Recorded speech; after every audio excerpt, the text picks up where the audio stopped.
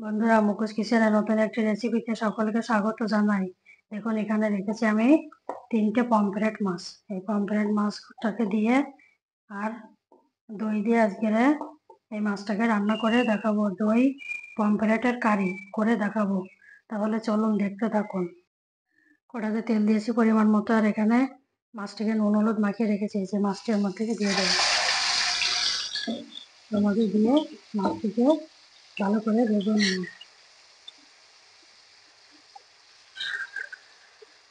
মাছটিকে লাল করে ভেজে নেব। মাছগুলি আমার ভাজি হয়ে গেছে লাল করে। এখন এগুলোকে আমি তুলে নেব। কড়াতে তেল দিয়েছি 2 চামচ। তেলটি গরম হয়ে গেছে। এখন এর মধ্যে দিয়ে দেবো এই গোটা মশলাটা, ফোড়ন দিয়ে দেবো। ফোড়ন দিয়ে ওটা গরম হয়ে গেলে ওর মধ্যে দিয়ে দেবো আমি এখানে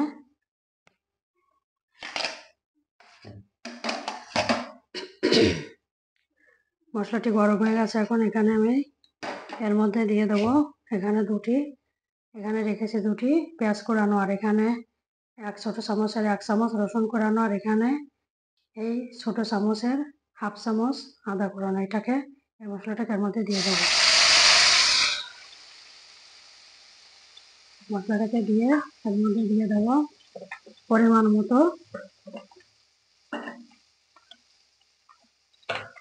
মতো লবণ দিয়ে দেবো। দিয়ে মশলাটাকে ভালো করে কষিয়ে নেব। এটাকে কষিয়ে নেব। মশলাটি আমার কষানো হয়ে গেছে। এখন এখানে আমি দিয়ে দেবো পরিমাণ মতো হলুদ দিয়ে দেবো।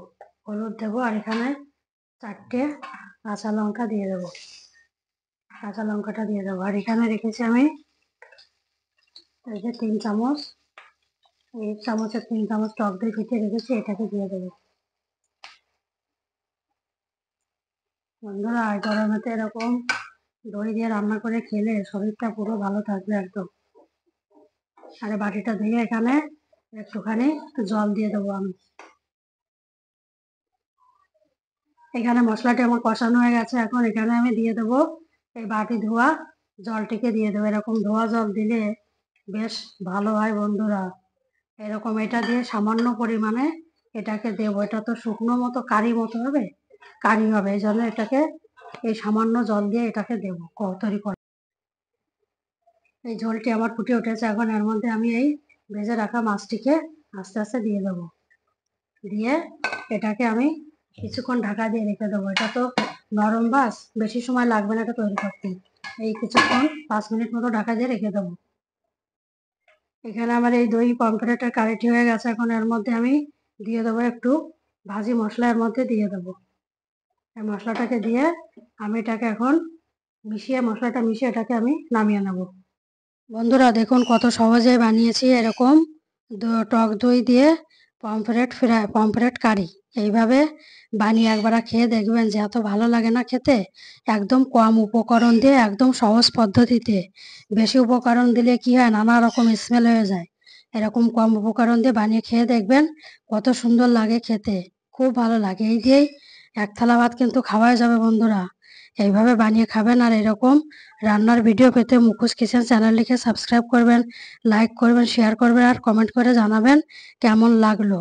আর আপনারা সবাই ভালো থাকবেন। যা ব্যবসা গরম পড়েছে, খুব নিজেদের দিকে খেয়াল রাখবেন।